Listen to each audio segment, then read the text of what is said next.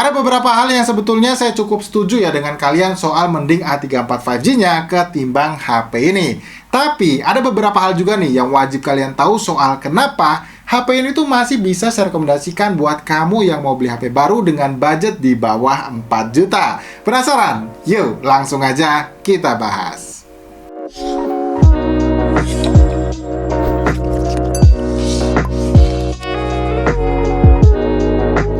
Halo guys, ketemu lagi barengan saya Iksan. Ya, jadi di tangan saya sekarang ini adalah Samsung Galaxy M34 5G ya. Smartphone yang di tanggal 7 November kemarin secara resmi dihadirkan oleh Samsung untuk pasar Indonesia. Tersedia 3 varian warna yang bisa kalian pilih nantinya, yaitu Midnight Blue, Prism Silver, dan satu lagi untuk warna Dark Blue kayak yang lagi kita bahas saat ini. Tapi sayangnya nih ya, buat varian RAM dan storage-nya itu hanya tersedia satu varian aja guys, yaitu 8/128GB yang harganya 3,999 juta. Nah, kalau ngomongin soal desainnya, Samsung Galaxy M34 5G ini tuh tentu aja ngebawa DNA desain dari smartphone M series yang sebelum-sebelumnya.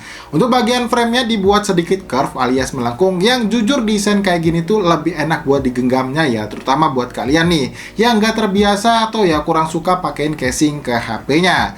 Untuk materialnya jelas ini masih plastik ya, tapi ya selama saya cobain smartphone dari Samsung yang menggunakan material plastik atau polikarbonat, bahkan nih ya dari yang harganya 1 jutaan, saya tuh nggak pernah ada komplain ya, sebab memang masih jelas berasa solidnya. Palingan ya resikonya kalau misalkan nih kalian itu nggak suka pakein casing atau ya nggak mau ribet lagi beli casingnya, karena yang kita tahu memang kita tuh nggak bakal dapetin casing bawaan di paket pembeliannya. Finishing yang glossy di bagian back covernya sini itu jelas bakalan bikin kamu ya bolak-balik buat bersihin, karena memang itu gampang banget nyeplak sidik jari. Untuk di sisi atasnya sini ada lubang mic, di sisi kanan ada tombol volume dan tombol power yang merangkap sebagai sensor sidik jari. Di sisi kirinya ada slot SIM tray yang tipenya ini hybrid, dan di bagian bawahnya disediain port jack audio 3,5 mm, ada lubang mic lagi, port charger USB Type-C, dan satu buah grill speaker yang sayangnya lagi nih jenisnya masih mono aja. Dengan hasil keluaran suara yang menurut saya sih ya masih lumayan oke kok buat dipakai nonton gitu.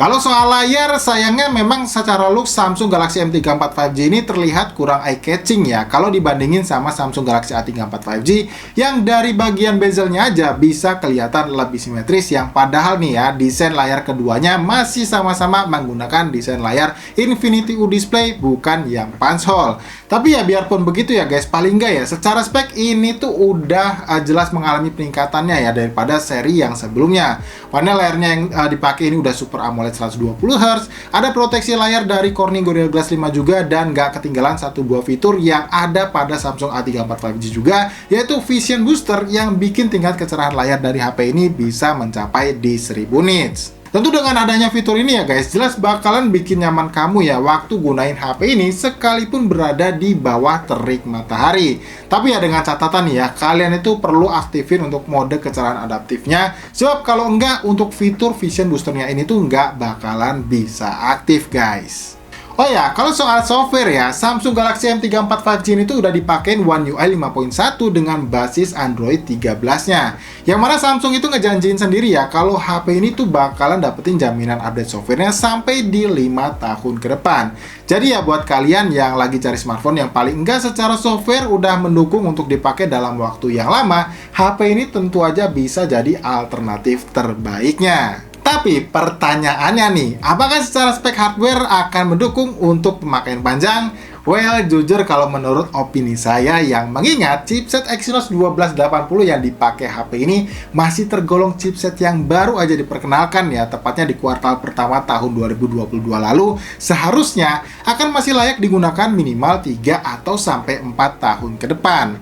Sebab selain udah dilengkapi 6 efisiensi core 2 GHz Cortex A55, chipset ini juga udah dilengkapi 2 buah performance core 2,4 GHz Cortex A78, yang mana secara performa guys, menurut pengalaman saya selama cobain kurang lebih selama 1 bulan ini, HP ini tuh masih bisa kasih experience yang cukup baik. Ya walaupun memang masih ada beberapa catatannya ya, contohnya kayak waktu saya coba buat mainin game Mobile Legends di settingan grafis ultra dengan frame rate-nya yang super, buat rata-rata FPS yang bisa didapat maksimalnya itu hanya berkisar 61 FPS saja. Sedangkan kalau kalian set grafisnya di high dengan frame rate-nya yang high juga, performanya berasa jauh lebih stabil dengan rata-rata FPS FPS yang bisa didapat berkisar 56 FPS. Kalau untuk dipakai main game PUBG Mobile, pengalaman saya main Team Deathmatch di settingan grafis smooth high-nya, untuk performanya ini terhitung masih oke ya, dengan rata-rata FPS yang didapat bisa sampai di 29an FPS. Dan ini pun untuk fitur gironya juga udah hardware ya, jadi kalau kalian nih misalnya butuh fitur ini untuk push rank gitu,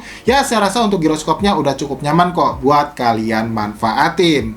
Nah yang terakhir, waktu saya coba nih untuk mainin game berat kayak Genshin Impact, waktu saya coba mainin game ini di settingan grafis defaultnya yaitu low 30 FPS selama kurang lebih 30 menit, bisa diperhatikan ya untuk kestabilan FPS-nya bisa dibilang ini yang lumayan stabil guys. Dimana untuk rata-rata FPS yang bisa didapat adalah 25 FPS. Jadi nih ya, kalau misalkan kalian itu suka mainin game Genshin Impact ini yang sekedar untuk menghilangkan rasa jenuh aja, HP ini tuh masih cukup playable guys. Oke lanjut, kalau untuk urusan daya baterainya nih ya, jujur aja kapasitas baterai 6000 mAh yang di bawah Samsung Galaxy M34 5G ini tuh bener-bener udah awet banget guys.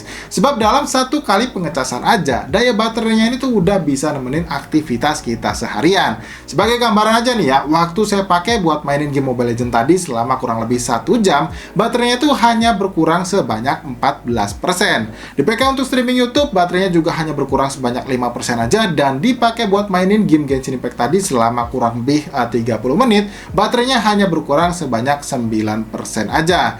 Dan misal nih ya, untuk daya baterai HP ini tuh habis, kalian itu nggak perlu khawatir sebab dalam waktu kurang lebih 30 menit, baterainya itu bisa terisi sebanyak 55%. Dan buat kalian yang tertarik mau beli, nggak perlu khawatir guys soal kepala chargernya, karena meskipun nggak disediain di dalam box pembeliannya, kalian itu masih bisa dapetin terpisah dalam bentuk bonus yang untuk link pembeliannya kayak biasa udah saya taruh di kolom deskripsi.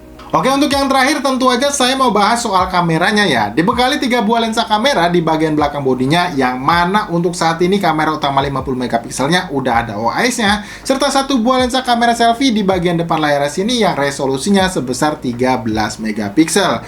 Yang buat kualitasnya sih yang menurut saya ini udah terlihat jauh lebih baik ya daripada di seri yang sebelumnya. Detail gambar terlihat oke, saturasi warnanya juga cukup enak buat dilihat ya, walaupun memang nggak terlalu kelihatan natural. Dan terpenting nih, fitur SDR-nya juga udah bisa diandelin semisal kalian butuh dynamic range yang lebih luas. Ya walaupun memang terkadang untuk hasilnya saya masih lebih suka yang tanpa fitur SDR-nya on ya. Sebab seperti yang bisa kalian lihat dari gambar ini, highlight-nya itu terlihat masih lebih baik yang tanpa fitur SDR-nya aktif.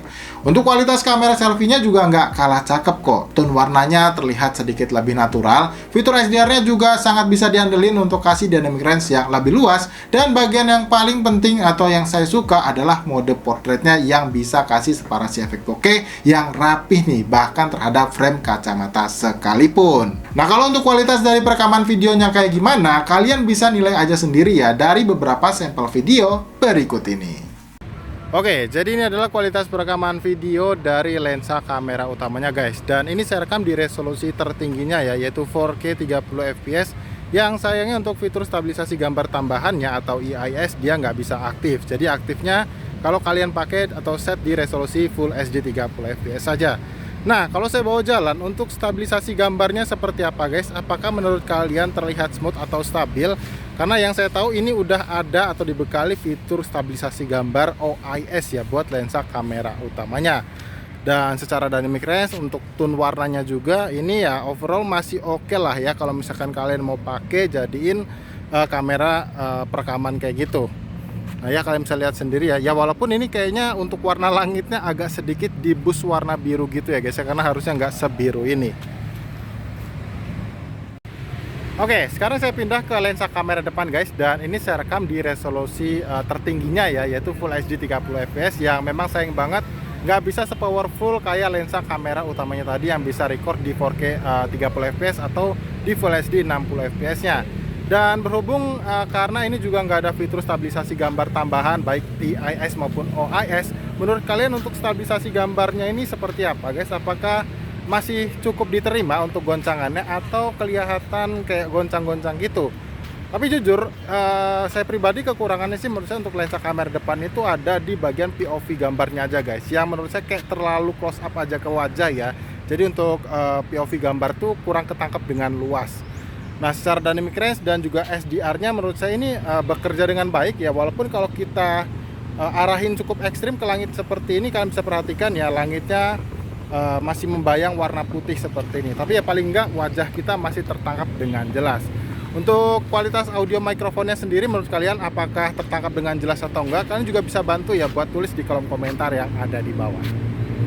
Oke, jadi untuk kesimpulannya, semisal saya ditanya mending mana antara Samsung Galaxy M34 5G ini dibandingkan dengan A34 5G-nya, jujur saya bisa bilang ya, kalau Samsung Galaxy A34 5G memang masih berasa lebih oke daripada M34 5G-nya. Bukan soal fitur-fiturnya ya, karena untuk fitur-fitur saya rasa M34 5G juga ngebawa fitur-fitur yang sama kayak di A34 5G, melainkan soal chipset Dimensity 1080 yang dipakai Samsung A34 5G yang berasa jauh lebih optimal, guys. Di sana juga terlihat lebih premium ya dengan tambahan fitur fingerprint under display-nya. Tapi nih, semisal butuh daya tahan baterai yang lebih awet seperti yang udah saya tulis di judul, tentu aja Samsung Galaxy M34 5G ini jelas pilihan yang paling tepat buat kalian beli. Tapi menurut kalian gimana nih? Apakah kalian setuju dengan pendapat saya di video ini atau kalian punya pendapat lain? Coba tulisin semuanya di kolom komentar yang ada di bawah. Well, saya rasa cukup kayak gitu aja ya guys untuk video review soal Samsung Galaxy M34 5G-nya ini. Seperti biasa, jangan lupa diklik tombol like-nya kalau kalian suka dan tentunya di-share ke teman-teman kalian ya.